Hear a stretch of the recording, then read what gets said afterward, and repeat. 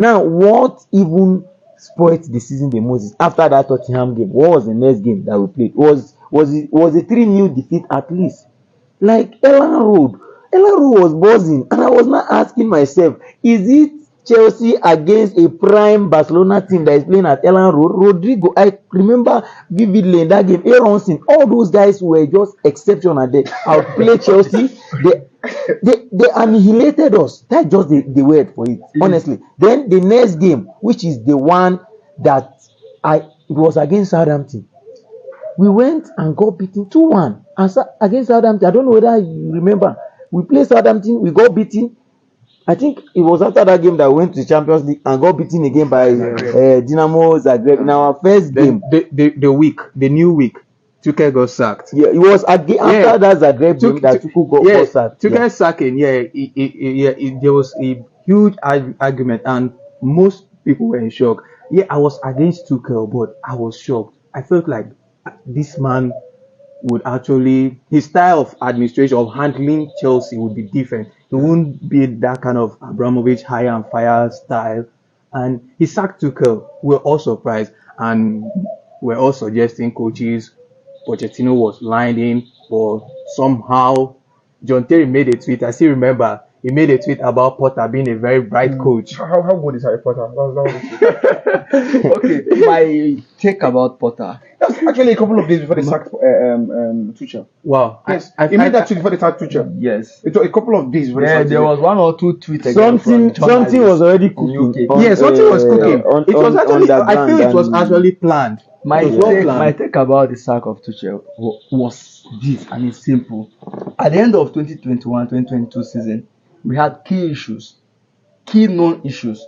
The issues were this: right back, our wing back, our left wing back, our midfield, and a top strike was the key issues department that we needed to reinforce.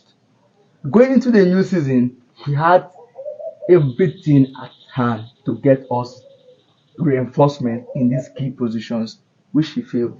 Yeah. He brought Kokorola. He brought us Ryan Sterling. He brought us Aubameyang. When we needed a top strike, he brought us Aubameyang. When we started the season, I started having those slow. I even thought that Aubameyang was a panic buy because it was the last day. It wasn't a panic buy. He had the whole time to negotiate and buy a top 9. They were having issues with Cristiano Ronaldo and You loaned Lukaku. Then you sold Timo Werner. There's no way he wouldn't have loaned Lukaku with that interview he granted earlier, in the previous middle of the season. Okay. You were having a good run of games. You were playing really well. Somehow you got injured. You were not even back in the squad yet. Then you were granting an interview to Sky Italia without your club's consent and saying all of that on air. There was no way you won't follow your manager. And he's not even Lukaku didn't just follow with only manager. He fell out with Chelsea. With Chelsea as a name, he fell out with everyone, including myself. But I felt the apology was enough. The apology isn't enough. It's just that because Chelsea, the way we are crowned, we are not a kind of club. If it's Arsenal, he won't play again. What Lukaku did to Chelsea is worse than what Aubameyang did to Arsenal. It's not worse than what Xhaka as a captain did to Arsenal by dropping the captain handbag right on the pitch. That's by the way.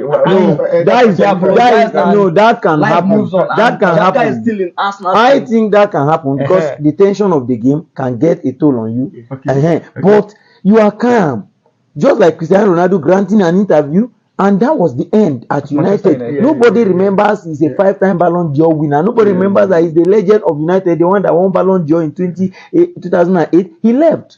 It was over. They terminated his contract. But in our own case, because we paid huge amount of money to get Lukaku, and because we had so many things, we still had to manage the end of the season, and we don't want to run at a loss. And that's why we arranged that loan deal for him to go, so that they will pay a loan fee and they are paying his full salary. Of course, Tuchel letting Lukaku go was never an issue for me. Yeah, the ones you pointed out not getting a right back because James, and you know what impacted our season? That was the 2021 season, was injury to James and Schuell.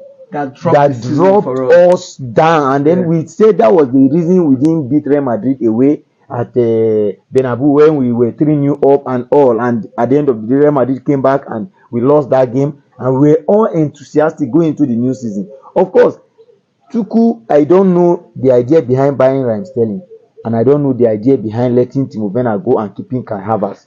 I don't know all those things, but I don't want us to go into those details now because we are still on Tuchel. Not knowing that our season still even let's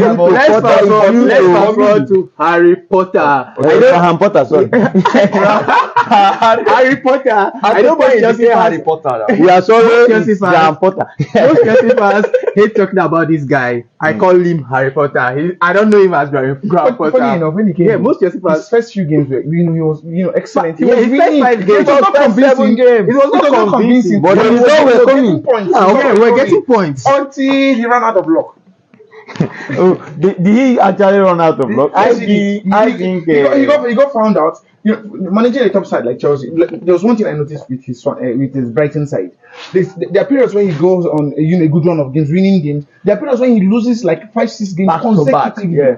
The club didn't look at this thing. Yeah. In all the seasons as Brighton, his highest ever finish in the league was 14. But of course, he's an English manager. He plays really well. He had a decent outing at Oxford. He brought Oxford up. They're highlighting these things because of course, they're not really seeing an English manager turn out this really, really well. So yes, okay, he was given a chance, and somehow, he started well. Eventually, it was down, and we jumped. At that point, I felt the management would have pulled the plug. Yeah, for me, I backed the trust the process movement. Yeah, I wanted him to stay longer. But the club, Todd Bowley and Begdad Ebali, they didn't pull the plug fast enough. They let Potter continues like sinking. We're sinking ship. What happened was I feel like they looked at the books of Arteta. Arteta actually had very terrible start at some point, winning the FA Cup. They had a very, very poor run at some point where he was bottom of the table. So they wanted to have patience with this manager. They didn't want to pull out the books of Roman Abramovich, who was a quick manager. Sorry to cut. If Arsenal is your role model, then what club do you want to become? No, I'm talking about the new owners. Of course, they didn't want to be seen as Roman Abramovich. I understand this very well. Who is always quick to fire managers. You see what he did to Scolari, what he did to ABB. Look at in the new season after Ancelotti had won the league at Chelsea, with a rough start to the season, he fired Ancelotti as well. So I feel like the owners looked at this and didn't want to be that club anymore. Wanted to be a club with a one club manager where they will give him time and patience to guide the team to safety. After a huge investment. Yes, after a huge investment. But unfortunately, it didn't turn out like that, and Potter ran out of ideas in the team, and it was obvious that this big side was bigger than him. And in January, we continued buying players. We brought in, was it Madueke? Yeah, we brought him as like where the side is, Graham Potter side is. The list is endless. Do you understand? If you want to list our January signings, you will exhaust it. But one thing that I want to point out about Graham Potter's signing, and when I saw that list, imagine dropping a Potter for a Havertz. We are not sure which position he plays. You're taking him false nights to play your Champions League fixtures. Why? Hello, Yimzy. That was where please. What is actually the position of Havertz in Chelsea? Like the best wing for us.